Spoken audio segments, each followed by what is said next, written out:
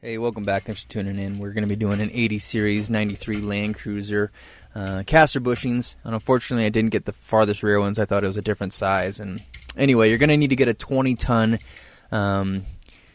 H-frame jack. So I made it super simple. And it was something I've wanted to do since I got the truck. So I went ahead and went with Dobinson bushings, and I think it only cost me like $175 or something like that. Anyway, I got a map gas going, and I make sure I lubed it up before I got it ready. And I also got this press tool from Slee Off-Road.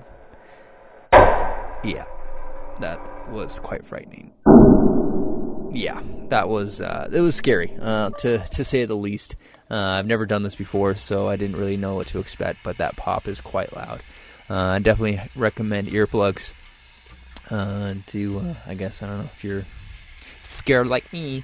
So anyway, just kept pressing it through. It took me maybe about 10 minutes or so, and it's another angle of you actually watching the bushing come on out. And you have a tri-vise back there to just protect it from popping out.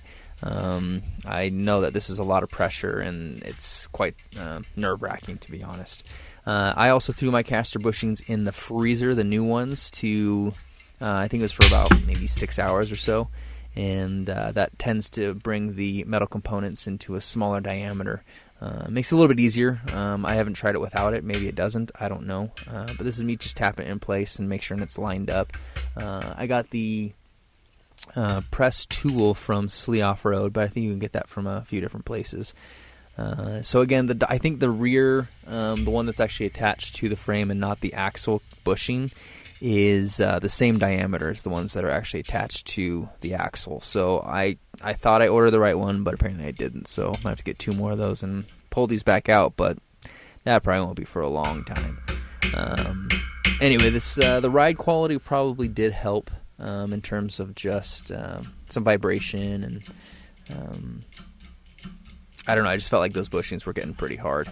And so as you can tell, the pressing back in is actually quite simple. I just continue to make sure that the tool itself was lined up, and if I need to make any adjustments, to take it slow. And I lined up on the actual H-frame, they give you those two, I think they're cast iron blocks or steel blocks or whatever they are, and it helps you be able to get all of it in and totally flush and smooth.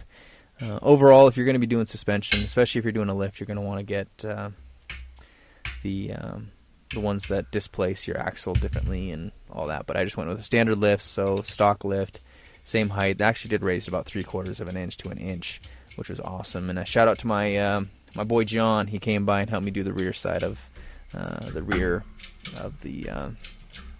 suspension. So definitely would like a buddy helping you out is definitely worth it. But overall, if you're going to do the suspension, go ahead and do this and have some fun with it. But overall, fun project. I really liked it. Really fun. Thanks for tuning in, guys. If you have any questions, go ahead and shout out.